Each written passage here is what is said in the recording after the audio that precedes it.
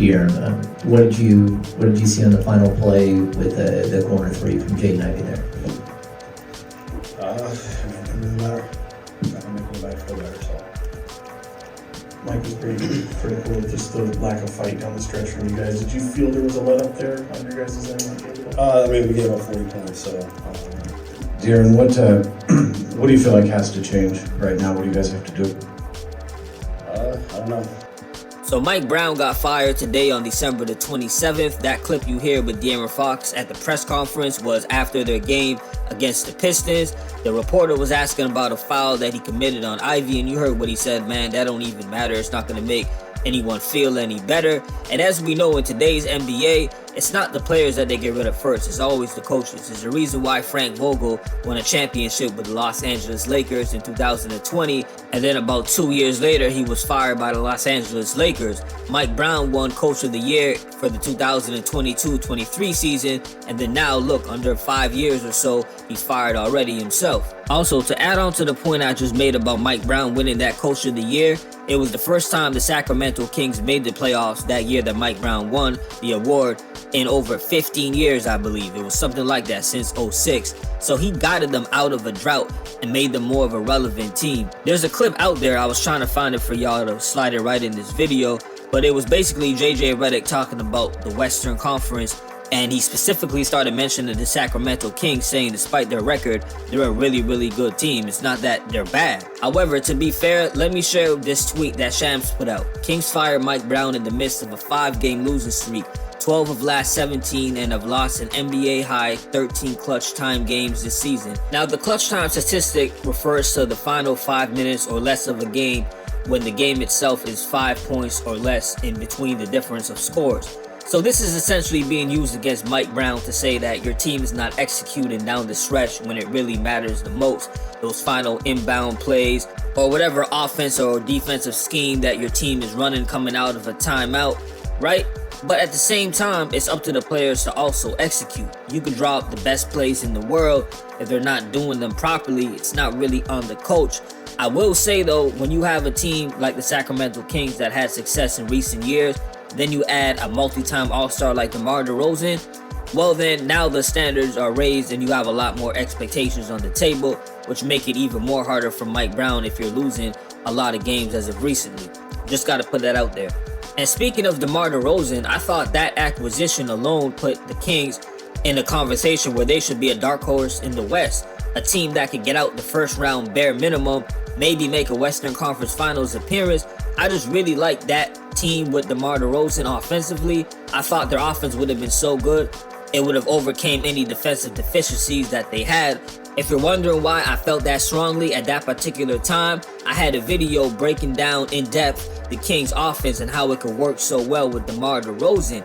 Here's the thing, when you're looking at their offensive rating and their defensive rating, it's kind of in the middle. It's not that they're a great offensive team and they're not necessarily a bad defensive team. It's just mid. Like, everything's kind of in the middle. So that huge offensive prowess or power that I thought was going to overcome their defensive deficiencies, that didn't happen. If a guy is hot, we can't play off of him in the fourth quarter and let him start his move and then us reacting to him, whether it's in transition or off a pin down or even in a pick and roll that we sort of switched in, we're body to body. And so there are some things that we did defensively where we know as a group we're a lot better. That interview was literally hours just before Mike Brown ends up being fired. And as you heard him say, he's talking about the defense, how they got to do a better job.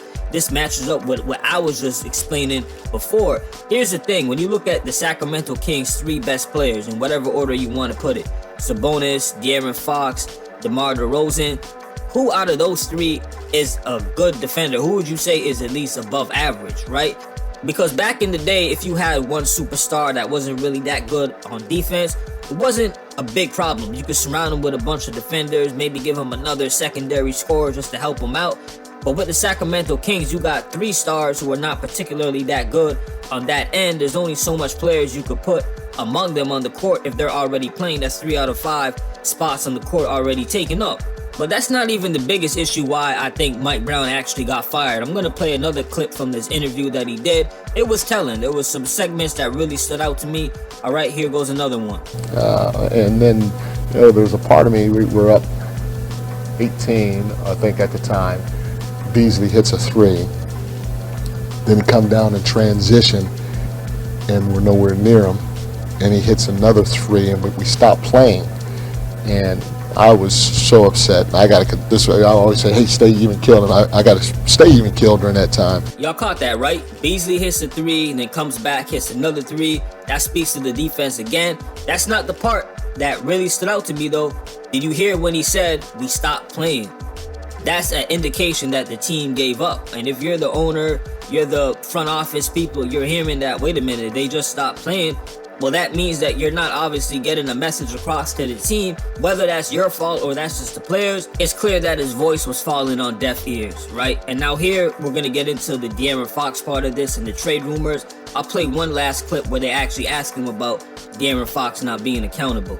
You sometimes have to relate to a player that it's okay to take accountability, because you always come out and explain, you know, your mishaps or things like that. But you have to go to a player or players and say, hey, it's okay to take accountability. Don't try to hold it in. I know you're probably talking about Fox, but at the end of the day, it's not just Fox. It's everybody. It's Fox. It's Domas. It's Malik. You know, to be able to say, hey, you know what, I made a mistake here, I made a mistake there. When you have a local reporter asking this kind of question, alluding to De'Aaron Fox, as Mike Brown just called it out, saying, look, do you have to tell guys it's okay to take accountability? Mike Brown, being a good coach that he is, he says it's everybody, right? I'm not trying to just single out De'Aaron Fox, as he said, that's probably who you're talking about. But again, it's not a good sign. And so let's look at these rumors with De'Aaron Fox going to the Lakers, possibly the Heat, Rockets, the Spurs. I don't see how the Rockets work. You would have to flip Fred VanVleet. And the thing with VanVleet's contract is huge compared to De'Aaron Fox's, which is actually very movable and gives more reason why he probably will be traded. As a result, the Sacramento Kings, in order to match the contracts, would probably have to give up a little bit more in order to make this deal happen, unless there's a 3-team trade kind of thing. If that's not the case, though, essentially the Kings would have to be forced to give up more in order to get another player back that is not as good as the one that they are letting go, which would be De'Aaron Fox. So I don't see how the Rockets work. All the other teams that are listed, though, I can see definitely happening. The Lakers, movable pieces with D'Angelo. The Miami Heat obviously are seemingly going to trade Jimmy Butler, even though Pat Riley said they're not. We'll see how all of that works. However, that's a good flip as well. De'Aaron, Jimmy, match the contracts up with some other pieces. The San Antonio Spurs, which is probably, in my opinion, the best fit for De'Aaron Fox to go play with a guy like a Victor Wembanyama. Nothing is more classic and traditional than your star big man playing with a star guard at the same time. It's just the best balance, cohesiveness that you could have out there on the court. Y'all let me know what you think of this whole situation. Do you think Mike Brown should have been fired? Don't let my opinion or this video sway you away from your own opinions. There's a reason why there's a comment section below. I want to hear everybody else's perspectives. Let me know what you think about De'Aaron Fox as well. Are you looking at it from the standpoint he's not taking enough accountability? Or do you see it as, no, he did enough for the team, star player, he has done no wrong so far? Just let me know anything, man. I want to hear what y'all are really thinking about this. All right, and as always, salute for listening. Peace.